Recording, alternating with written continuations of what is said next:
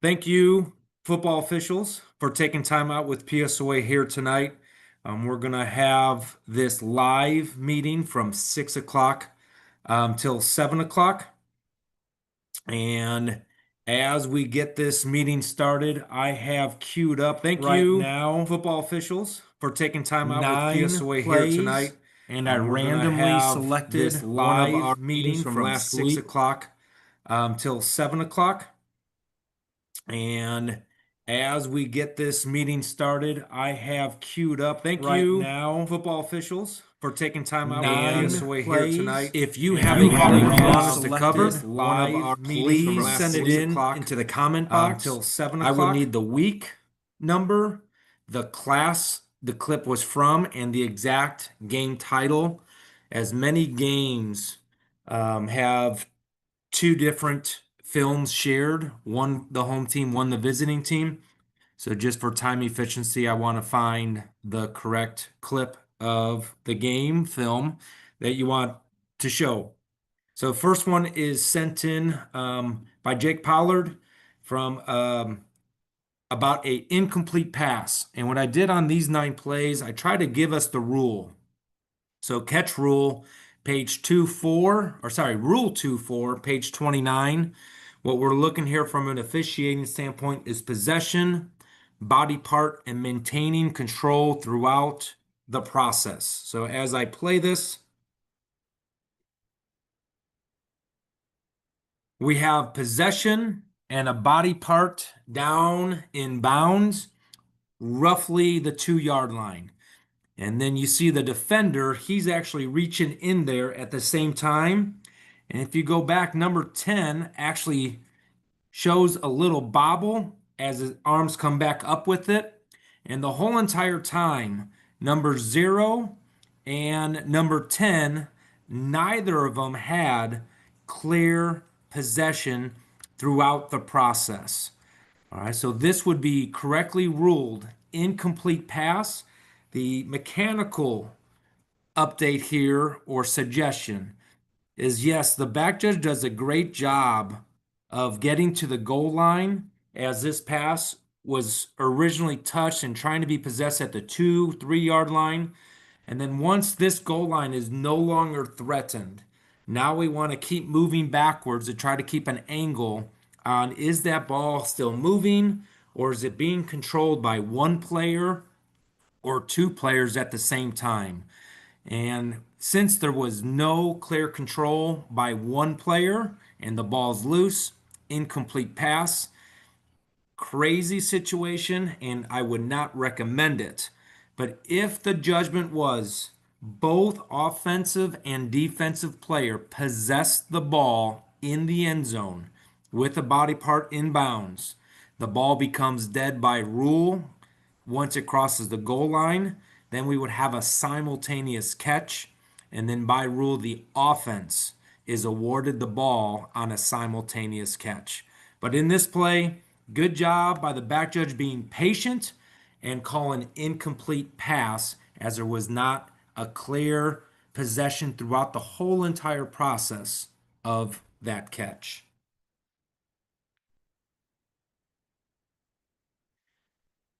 Our next clip is going to be coming from Class C, and it is from Lyle Mead and aiding the runner. And as I'm going through these clips and changing clips, again, if you have a question on the previous play, do not hesitate to ask that question in the comment box. And then I could always go back to that comment box and answer the question.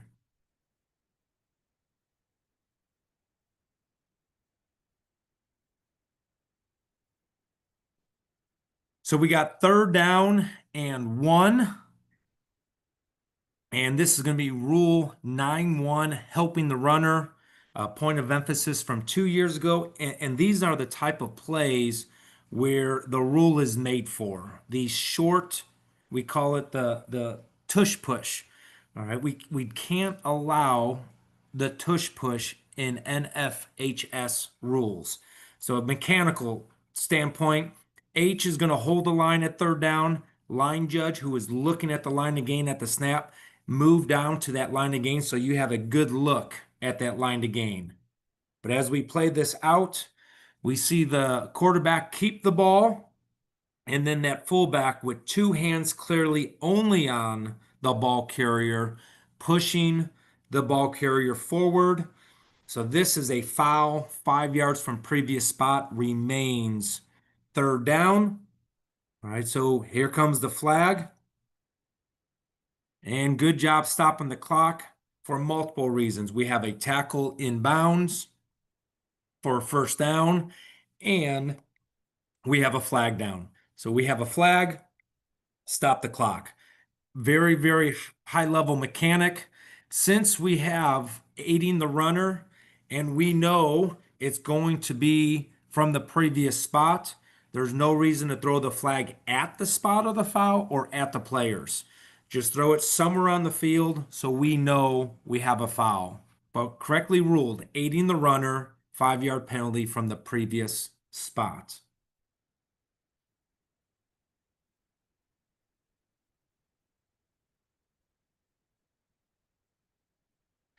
All right, this play was turned in from Central Nebraska here. Um, we're going to experience a lot of rules on this play. And with all that being said, I have the back judge circled. A score has just been made. So now we are on a point after attempt. Since it's a point after attempt, we're going to have a ready for play signal. The play clock is going to be set to 25 seconds. We do not want to blow the ready for play until all officials are in position and set, including the down box. All right, so in this case, we have the back judge still getting in position, and we got the down box still moving into position. So, officials, especially referees, no reason to hurry on a PAT. Let's slow down to prevent all of that which is about to happen. Because if we rush, the players rush, that's when fouls happen. So we will let the footage go. All right, so here we have, we're going to watch the snapper on this play. Is it one continuous motion, which it has to be one continuous motion? We have a defender coming in, and the defender's coming in because they want to play with 11 and not 10 players on defense. So there's the ready for play signal. And if we noticed this rush, this special play, this swinging gate, there's no reason to rush to put ready for play signal on this play. So number one here coming out, I would call this a trick play. So everything has to be spot on and perfect. So watch this wide receiver number one. Does he get set for one complete full second? And referees, you do not want to blow ready for play when you're not in position either. We have the referee still moving into position. So I would say this receiver did not get set for one clear second prior to the snap. So one, we have a false start. Not all 11 players get set for a second. Number two, remember going back to this snapper. Watch how this snapper snaps the ball. He's actually going to lift it up and then throw it backwards. All right, so going back, I'm going to put the circle on the right player this time. All right, so number 6 is the snapper. And he's going to go down. And as he goes down, that is a shift. All right, with his hand not being on the football. Now we have a shift. Once again, did not get set for one complete second.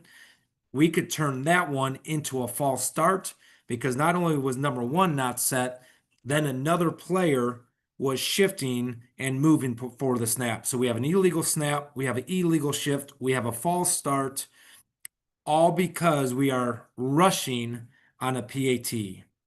We're going to continue this. All right. So mechanically, this defender's focus right now is either on this first blocker or the ball carrier. Yes, number 55 white, which you're going to see here in a second, is in front of the say defender, but it's not the location. It's where is the focus of the person that is being blocked. And if you're asking me on this one right here, the focus of this defender is to avoid the first block and get to the ball carrier, number 10. So this would be a blind side block that is not extended open arm. That is not a basketball screen. That is not a flyby block. And he punishes and attacks that opponent. So this would be an illegal blind side block. A lot more things going on here. The official, while getting to the goal line, either trips on the pylon, but we should be nowhere near the field of play. And the learning point on this mechanically, go back to pre-snap and giving your crew time to get in position and be ready. We need to move this camera person onto the track because where he's standing is actually where we should get to at the snap. 2 to 3 yards, pylon extended. And then once we read the play coming our way, we should move all the way back to this long jump portion of the field. That way, we're not worried about getting in the way or getting hurt on this play. All right, so we're way too close to the field. The only thing we're worried about right now is our safety, and that could be a very good reason why we missed that blind side block. And then we're over the pylon. We need to be good 3 to 5 yards off the field. So a lot to digest on this play, but everything is preventable by referee slowing down, point after attempt, officials in position, you're in position, 11 on 11, and the chain gain and or box are ready to rock and roll. So Zach, as I'm looking for the next clip here, any other clips or questions come in? No, not as of yet. Okay.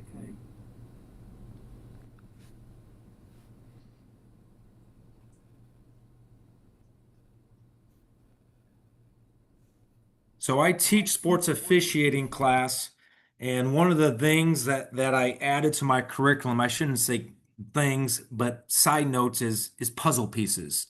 And one thing I love about football is there's so many puzzle pieces to rules, mechanics, signals, situations, and people are like, is this a foul every single time?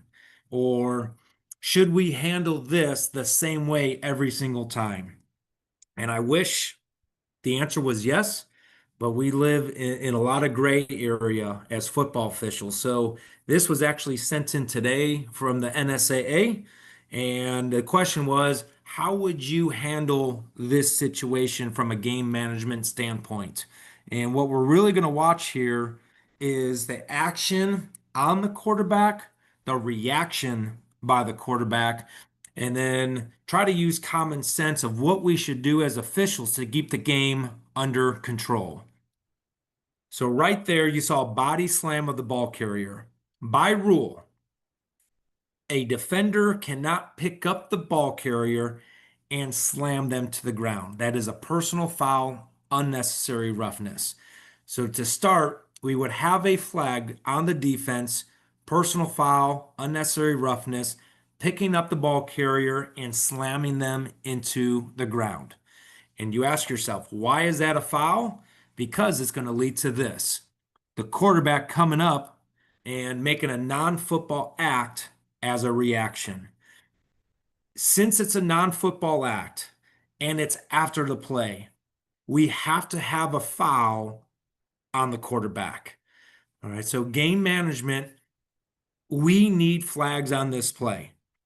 Yes, the 15 yards are going to offset, but the flags are going to show that the official saw the action that does not belong in the play, and we're doing something about the reaction that does not belong in football. I would take it to a next level. Unfortunately, it was the quarterback who was fouled first, but he went above and beyond by going towards an opponent's head area. I would also put an unsportsmanlike conduct foul on the quarterback player. Again, the 15 yards will go back 15, forward 15, so quote unquote offset. But now we have a UNS on the quarterback towards disqualification. And now the coach at the bottom of the screen, is it going to be, oh my goodness, we're ignoring everything here? This is the action we need to enforce both. All right. So don't ignore unnecessary roughness. Don't ignore a reaction that goes above a non-football act and put an unsportsmanlike conduct on it. And this is where we talk about sense of urgency. Um, we call the quarterback a franchise. Me as a referee, I call my quarterback my baby. I'm going to protect my baby. I'm going to be a little bit quicker of, as a referee, blowing it dead right now. We have 1, 2, 3 opponents on the quarterback on the franchise. Get in there, blow it dead. After you blow it dead, start yelling, keep him on his feet, keep him on his feet. Again, it's that sense of urgency, dead ball officiating that can now prevent all this non-football action and the game management. But at the end of the day, our job is to keep the game safe, keep the game fair, and under control to have normal progress. So take a look at this play, talk about it as a crew. How are you going to handle it if you have fouls on both team, and what you can do as a crew to limit the next play or the next play. And what that best thing to do is put an unsportsmanlike conduct on this play. Hey, Sean, can you talk about that last play you just did with everything going on? We had a question about what exactly did the snapper do wrong, and was the illegal shift on the snapper, or was it was on the receiver? Correct, is what we were talking. Yeah, so there's a shift is 2 or more people moving into position or moving to a new position. All right, so right now we actually have many white players shifting. All right, we have number 1 shifting, we have number 19 shifting, we have number 11 shifting. A lot of players are shifting. There's the ready for play, and 19 is still moving, number 8 is still looking, number 10 is still looking, and number 6 is not down with his hands on the football. So when number 6 moves down his hands to the football, that's a continuation of all this movement and shifting. Not all 11 players are set for 1 complete second all together in unison prior to the snap. So that's the illegal shift.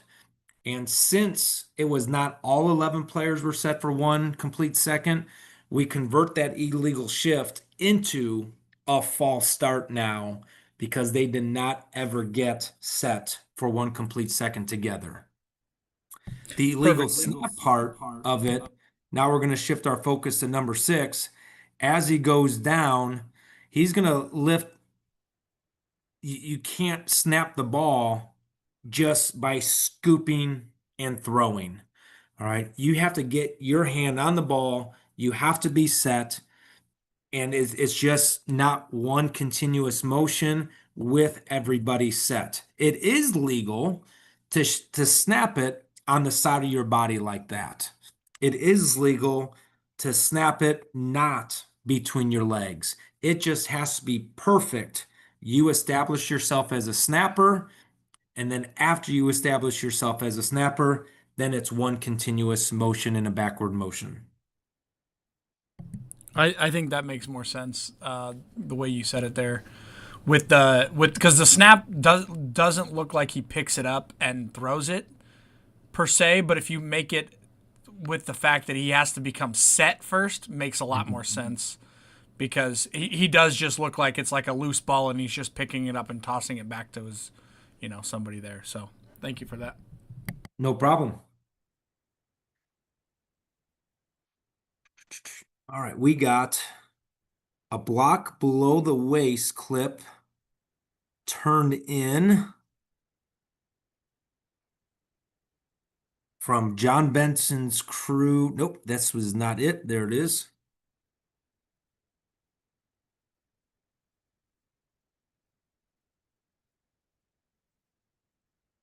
And it skipped over the note. Don't want to skip over the note.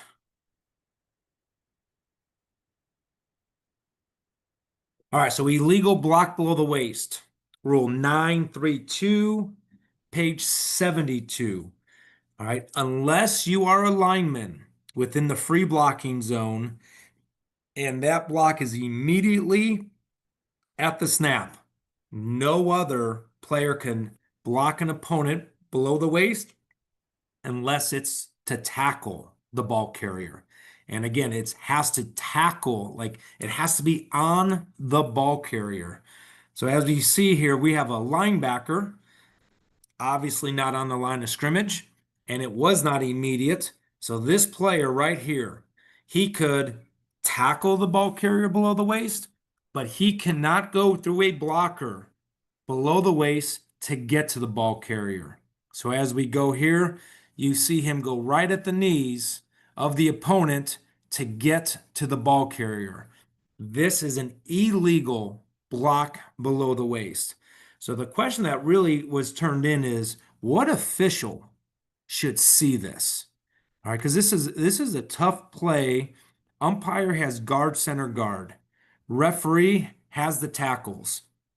H is going to have the leading block. Line judge is going to have the backside blocking. So that does leave one official that could save the crew on this play. Back judge. All right, so we have a running play. The back judge should be off of their key. So at this point, the back judge should now be getting to the middle of the field. And if that back judge sees that block below the waist, the back judge can be a crew saver. I can imagine referees seeing that block, all right, because anytime a blocker moves forward, as a referee, I'm watching that lead blocker. So if I'm watching the lead blocker to make sure he is blocking legally, I can then see him getting illegally blocked by an opponent. So this is an illegal block below the waist. And then the other thing I put in here is now penalty enforcement. So we have second down, we had a gain, and we have a gain to the 44-yard line. So Rule 10.4.6a, foul by Team B, linebacker. The enforcement spot is the end of the related run when the run ends beyond the line of scrimmage. All right, so this will be page 81. This is a running play. So quote unquote in our head, we say this is a tack-on foul. It's not a tack-on foul. It's just the enforcement during a running play by the defense, and that run play ends beyond the line of scrimmage. We're going to go to the end of that related run, which was the 44-yard line was the related run. So good example of defense illegal block below the waist. Not a play that you see every single day, and sort of a talk of back judges. Running plays, seek out the field, scan the field, where can be some threats, and referees take that lead blocker, not only for are they blocking legally, but then if they get blocked illegally, your eyes are there.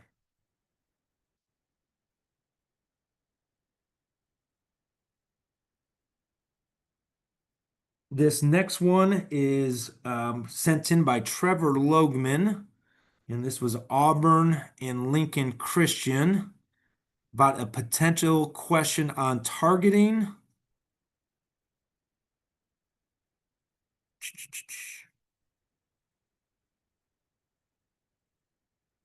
And I had some more comments on mechanics on forward backwards pass and the rules of forward backwards pass.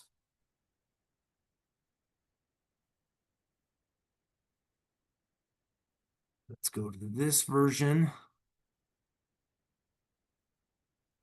Yep, there it is. All right, we got 3rd and 2 at the A49. And the first thing that comes up here is forward versus backwards pass. And that takes us to Rule 231-2. The thing that matters the most here is what is the initial direction by rule. And in this case, we're going to have the line judge take the judgment as that ball carrier is coming towards the line judge. All right, so the line judge is going to be looking at this as he's supposed to, and you're going to see the initial direction in his judgment is backwards. All right, and you see that with the mechanic here. So good job of having our eyes there. When in doubt, we are going to call it forward. All right, we want it to be clearly backwards, so we don't have cheap fumbles, cheap turnovers. But the judgment here was a backwards pass and a punch backwards. Now, as we play this, yes, that ball carrier got tripped up. This ball carrier is off balance, but this ball carrier is not a defenseless player. So if this ball carrier does get hit in the head or neck area, it's not a defenseless player. It's what we would call incidental helmet contact. And unfortunately, plays like this, they do happen. Now, the targeting we can have is hitting the opponent with the top of our helmet. All right, we can't spare our opponent. We can't lead with the crown of our helmet. And that rule is in there actually to protect the player hitting with the top of their helmet more than the ball carrier itself. So as we go in slow motion here, you see this defender come in and he gets his head and he turns his body to the side. So he's actually hitting ear hole to ear hole. Still not ideal. That's not what we want in football, and we want to prevent it as much as we possibly can. All right, but we do have helmet to helmet contact here. It just doesn't fit any of the categories under illegal helmet contact. It's just an unfortunate change of level by the offense, change of level by the defense. And yes, both players are trying to not have helmet to helmet contact, but it's just unfortunate that they do have helmet to helmet contact. This would not be targeting, however, as it's not a defenseless player, and it was not with the crown of the helmet. As we play this out, another small mechanical thing. All right, every down, line of scrimmage officials, you have to remind yourself, whether it's verbally out loud or in your head, what is the line to gain? That way we are in good practice every single time the offense gains the line to gain, we are stopping the clock. So when seconds are precious at the end of the game, it is part of our nature. All right, that line to gain is the 49. Line to gain is the 49. I achieved the 49. I'm stopping the clock right after I blow the whistle, or stopping the clock even before our whistle because the whistle is not in our mouth, and I'm still finding my whistle after I see the ball is down by rule. So a lot to digest in that play. Once again, rule forward, backwards pass, rule of targeting and defenseless player, and then the mechanic of knowing that line to gain and stopping the clock to save precious seconds at the end of the game, and having that habit and ritual every single time.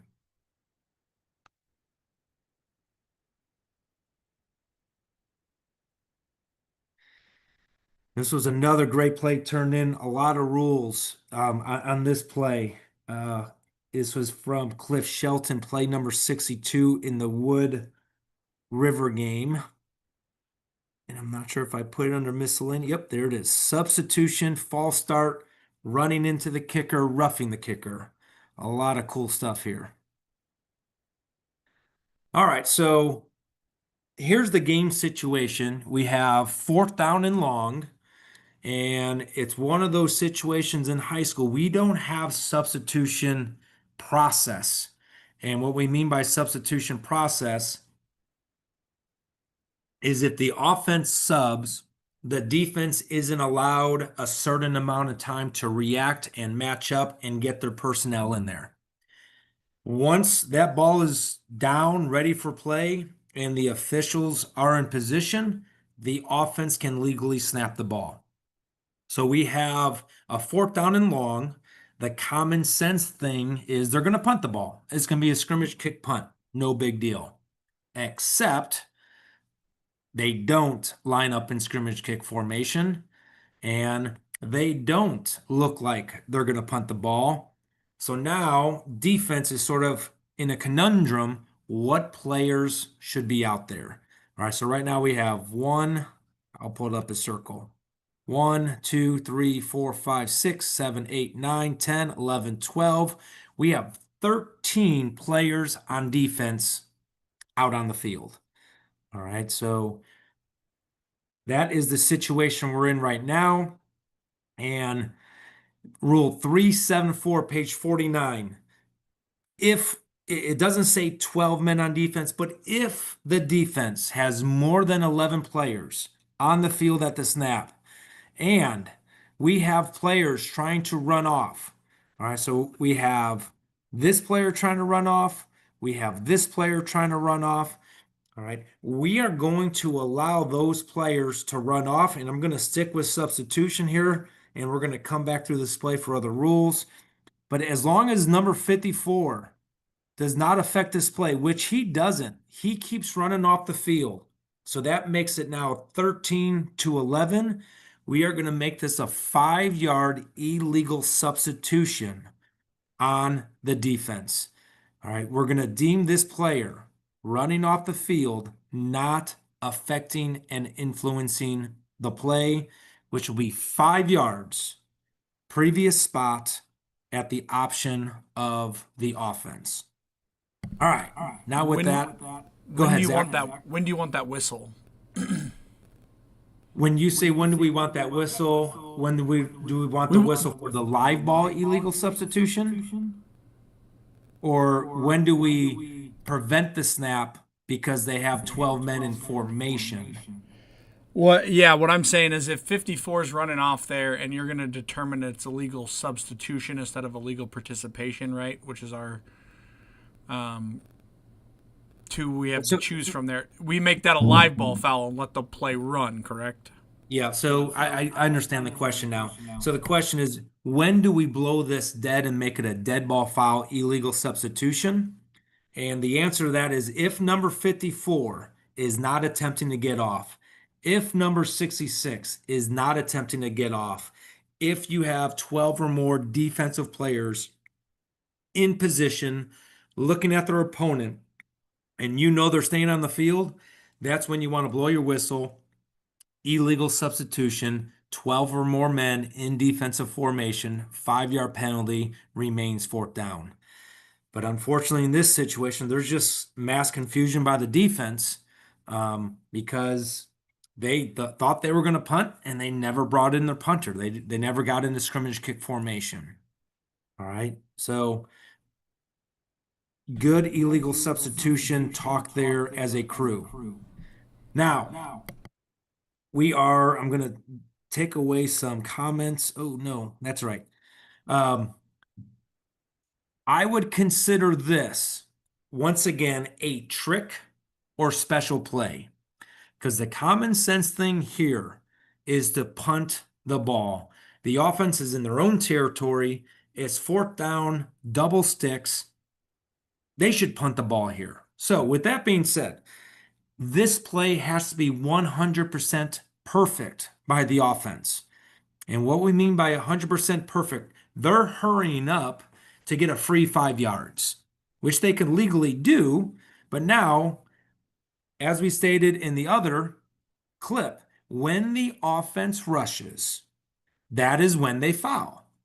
All right. So this player is still not set. and he must be set for 1 complete second prior to that snap, and he was not.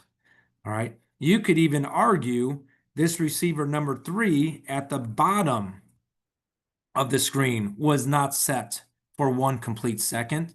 So now you have 2 people in motion, and those 2 people didn't get set for 1 complete second. So now we could convert that illegal shift into a false start. All right. So really, when the offense is trying to run a trick play, get an easy 5 yards, our threshold for false start, illegal shift, it has to be perfect to get that 5 yard foul as an advantage on the offense. And the offense really had a lot of time because they didn't have to rush for 66 to get off. They had time to have this guy get off. So there was actually no rush for the offense. All right, so next thing to digest out of this, if the offense fouls in this situation, we are putting the foul on the offense because the snap never happened legally. A false start or an illegal shift that converts to a false start is a dead ball foul. So the only foul, if a flag is thrown on the offense here, is false start only. It would not offset false start and illegal substitution. False start only, since that's a dead ball foul versus the illegal substitution would have been a live ball foul. All right, we're going to transition to the next rule. All right. This player receives the snap. This is not a kicker. This player has zero protection, even if they were in a legal scrimmage kick formation. He does not have protection right now. Only the snapper would. All right. So this player is a ball carrier. We already said that the common sense thing to do is punt. Well, they didn't bring in their punt team. They're not in scrimmage kick formation. So now the defense is like, shoot, they're faking it. They're going for the first down. It is not an obvious kick situation. So this guy off the edge, number 9, is now approaching a ball carrier. He is not approaching a kicker yet. Yes, he might be putting that ball down and drop it and kick it, but you got to understand the mindset of number 9 in the defense. They're going for it. They weren't in scrimmage kick formation. They did not bring in their normal punter. So this is a ball carrier until right now. Now this player is a kicker. And number 9 had already committed to make this play on the ball carrier. Again, a special play, so the offense has to be perfect. Since the offense wasn't perfect, they tried a trick play. I am giving more leeway on this defender on going towards a ball carrier. As we play this out, we have a displacement of this kicker. So the worst thing we're going to have is running into the kicker. I would also support, because it's a special play, they weren't in scrimmage kick formation, and they tried to pull a quick one on the defense to call nothing on this play because it was not unavoidable contact on the ball carrier. Number 9 already committed to that ball carrier prior to the ball hitting the kicker's foot. And that's when the kicker gets protected in NFHS, when the ball actually hits the foot, leg, or knee area. All right, so a lot.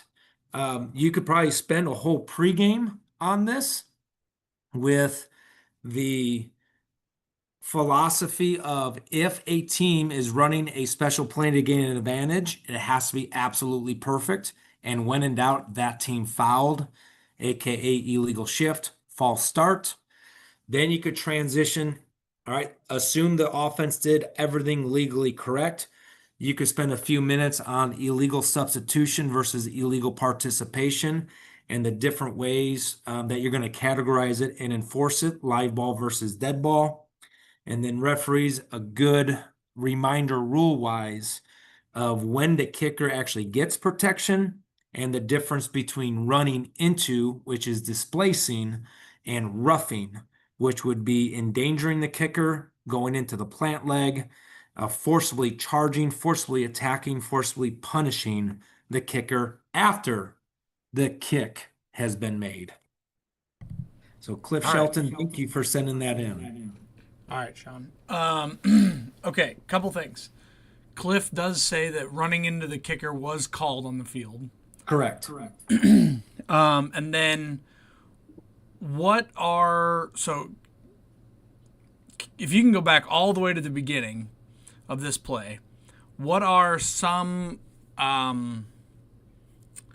what is some advice you would give to better officiate this to make it, they're trying to hurry. We're counting defense, we're counting we're judging on the false start. We're watching that guy if he's coming off. There's just a lot going on very quickly. Do you have any kind of an advice or mechanics response? Kind of talk about responsibilities for officials there. Yeah, That makes sense. yeah, I do. I know exactly where I'm going to take this.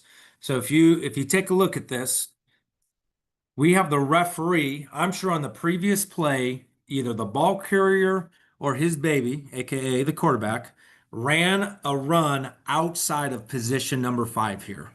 All right. And he probably hustled to dead ball officiate the play. And I'm assuming it was a play for a loss. So it's his ball mechanic relay to the umpire, anything outside the numbers. So it's okay to put the ball down as an umpire, but stay over that ball as an umpire until the ball is actually ready and legally ready for play to be snapped. And as we stated in the other PAT play, the ball can be covered by the umpire and the snap can be prevented until all officials are in position to officiate the next play properly.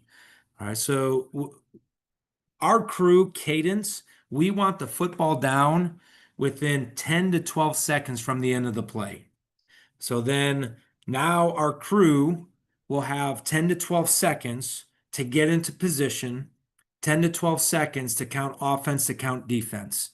Now, if a special play happens where our officials have to move, aka field goal, our back judge has to move and communicate with the receiver for fair catch signal.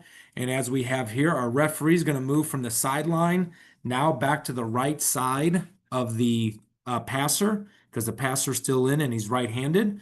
That ball is now covered up by rule. There's no reason to rush until all officials are in position to officiate the next play. So anytime we could slow down as officials by rule, that would be the recommendation. If we slow down, the players slow down. And if the offensive coach yells, hurry up, why are you not letting us snap the ball? Easy answer. Our officiating crew is not in position to officiate the next play. And the only time we would ever not do that is what we would call a last second field goal. They have to get the offense on, they have to get set. Whether our line of scrimmage and back judge are in position to rule on the field goal good or not, that's the only time we're going to get that ball down, get out of the way, let the offense go as fast as they can to get that kick off. So if they do it legally, kick is good or no good to end the second quarter or fourth quarter. Other than that, slow down. Don't let that ball be snapped or don't blow it in ready for play until your whole officiating crew is in position and ready. Yeah, that makes a lot of sense. Now, can you talk about penalty enforcement on this? So, if we call running into the kicker, what are our options? What do we go through here? So we'll just play this out as it was called on the field. And I'm going to take away these edits and go from the beginning. All right. So again, as we called it on the field, live ball foul, illegal substitution on the defense, live ball foul, running into the kicker on the defense. So now we're going to give our preliminary signal. All right, so our preliminary signal is our hand over our chest for illegal substitution, point to the defense, and then we are going to just point to our foot, and we're going to hold up the 5 yard, 5 fingers signal to the offense and let them know that, hey, this is only running into. So now the offense has a choice. Do you want to take the illegal substitution, or do you want to take the running into the kicker? The final result of the play was a kick out of bounds. Where was the kick out of bounds? Kick out of bounds at the, we're going to call it 35-yard line. All right. If the kicking team wants to take the illegal substitution, they have the choice of taking it from the previous spot or the succeeding spot because it was a live ball foul, right? So they could go 5 yards back, 1st and 10 at the 30, and it's team B's ball, aka the receiver's ball. If they decline the illegal substitution and they want to take running into the kicker, the only enforcement spot, this is a special enforcement, the only enforcement spot for running into the kicker is going to be the previous spot. So then you would take a 5-yard penalty from the previous spot and replay 4th down. All right, so whatever that offense wants to take, you have to give them the choices.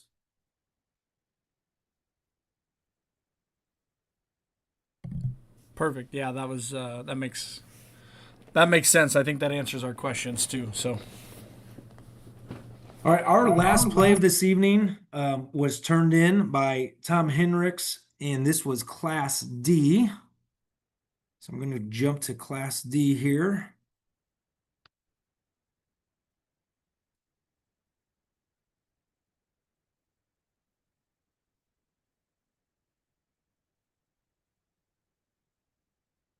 Miscellaneous, and of course I didn't save that specific clip. you're okay. It's under yep, and then it's play 17. Perfect. All right, so play 17. We are snapping at the 5-yard line. We are in scrimmage kick formation.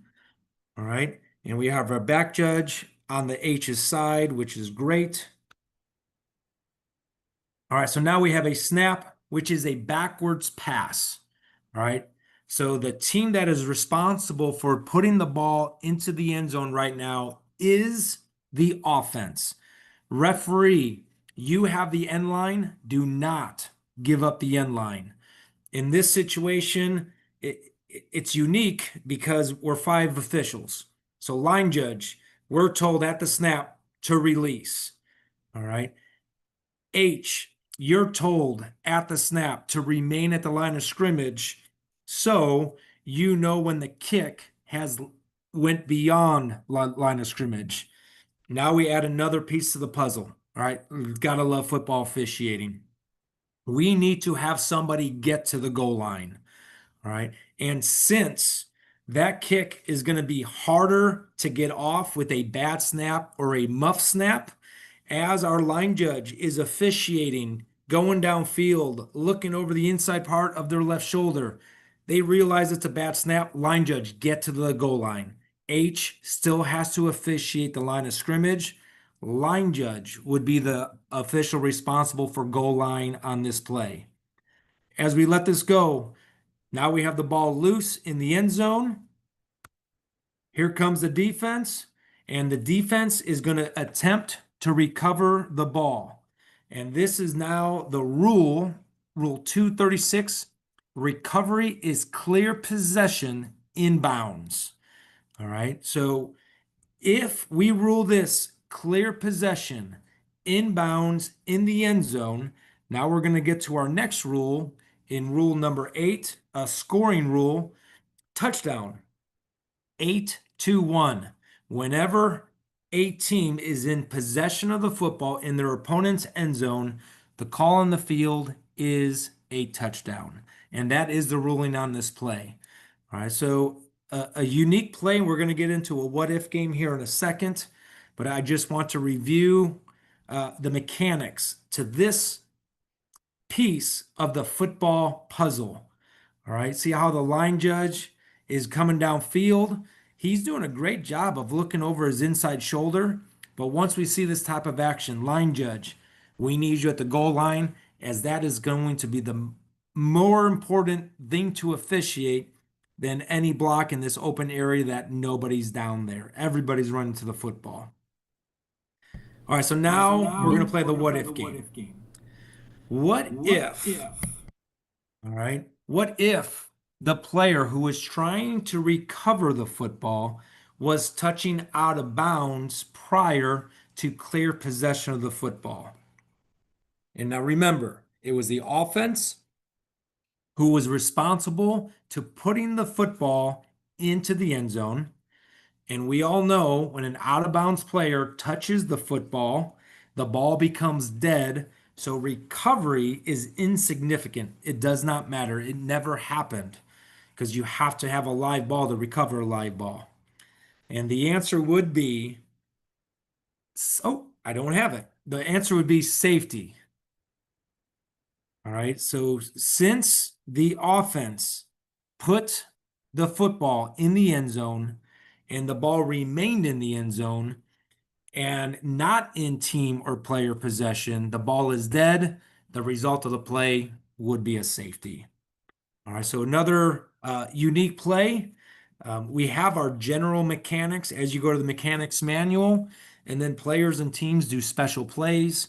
Players and teams make special mistakes. So our mechanics have to change when those special plays and situations happen. So that was our last clip that was turned in today. Before we do sign off, though, Zach, were there any questions or clips sent in?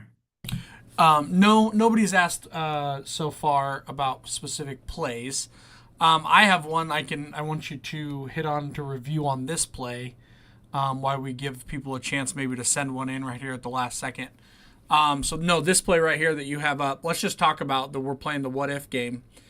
If so, the punter catches that and then fumbles it, it goes out of bounds, right? New rule. A fumble out of bounds, right? Goes back to the spot of the fumble, right? But we're still in a safety in that because of the end zone. I just wanted to make sure we weren't. I guess I answered my own question in the middle there, but I was trying to set you up for a forward fumble out of bounds, but in the end zone, is still a safety in that case. Yeah. So the new rule, forward fumble out of bounds, the fumble has to happen in the field of play. The ball has to become dead in the field of play. So let's say this forward fumble is from the end zone and it goes out of bounds at the 1 yard line. Yes, now it went out of play in the field of play at the 1 yard line. You're going to bring that ball back to the end zone where it's now dead, results in a safety. All right. Now, if this ball is fumbled in the end zone forward out of the side of the end zone, it's a safety again because it was not fumbled in the field of play and it didn't go out of bounds in the field of play. So field of play is very, very important to understand with that forward fumble out of bounds. It has to be in the field of play. Perfect. Yeah, that's what I was trying to get at. And is there ever a situation where you could have illegal participation on this play if the player was running around a pile of guys and ran out of the end line and came back into the end zone to recover it? Do you ever I guess give us your thoughts on that? If that does that situation make sense to you? Yes. So illegal participation, I'm going to read the rule out loud in Rule 9. So prior to the change of possession, so in this case, the kick hasn't happened, or when there is no change of possession, in this case, no change of possession, no player of A or K, so the offense or kicking team, shall go out of bounds and return to the field of play during the down unless blocked out of bounds by an opponent. If the player is blocked out of bounds by an opponent, returns to the field during the down, he shall return at first opportunity. And then the other thing is no player shall intentionally go out of bounds during the down. and then return to the field to influence the play. All right. So, and intentionally is the interpretation is you weren't blocked out of bounds. So if that ball is loose and you're not blocked out of bounds and you step out of bounds, you intentionally went out of bounds, even though in your head you didn't know you were out of bounds. But it's one or two things, either blocked out of bounds or you intentionally went out of bounds. So the illegal participation in that question, you would have to know, were they blocked or were they not blocked out of bounds? Because if they intentionally went out, they cannot come back in. If they were blocked out of bounds, they have to immediately come back in and establish them in bounds. Okay, and if so, say when that guy's diving on the ball, right? He hits out of bounds first and then recovers the ball. I think you touched on that, but I just wanted to clarify that's not what we want as the same as like a kick out of bounds when the kid intentionally steps out of bounds and then catches the ball or touches the ball to make it like the NFL rule. So I think we just needed to clarify that the difference is we have to judge intent of that for illegal participation, correct? You don't know. That's easy. If that kicker goes out of bounds without being blocked, he intentionally went out of bounds because he was not blocked out of bounds. No, not the kicker. I'm talking about this kid that for Black that recovers it, right? He dives on it, he lands out of bounds, but then reaches back over and covers the ball. You covered that part. But on So like ball a is dead. Ball is dead. yeah, ball is dead and it's a safety, right? Yep. And then now you would enforce illegal participation. Okay. Okay, yeah, that makes sense. I think we're good. If the defender blocks it, Yep. and completely recovers it, team ball. If the defender drive blocks the punt, then completely recovers it. It'd be team. Yes, Lance. You're good, Tom. You're good, Sean. We can end it here. And if anybody has any questions, feel free to text Sean or I, and we can get you answers on those. But I know you got some more meetings, and I got another meeting. So, All right, and then real quick before we log off, if you are an official within the first 5 years of football officiating, we are going to have a roundtable at DJ's Dugout next week at Miracle Hills from 6 o'clock to 7 o'clock. All right, and we're going to talk about new rules. We're going to talk about mechanics. But what I really want to hear from the new officials are, how are you doing? How are you feeling when you are on the football field? How are you feeling when communicating with veteran officials? And how can we help as a PSOA coaching staff have you feel more comfortable on the field in different positions and working different levels and with different people? So officials, new this year, or you've been just new for the first 5 years, it is going to be a roundtable, and you are going to lead the discussion. And veteran officials, yes, you can come. We want the veteran officials to hear from the new officials.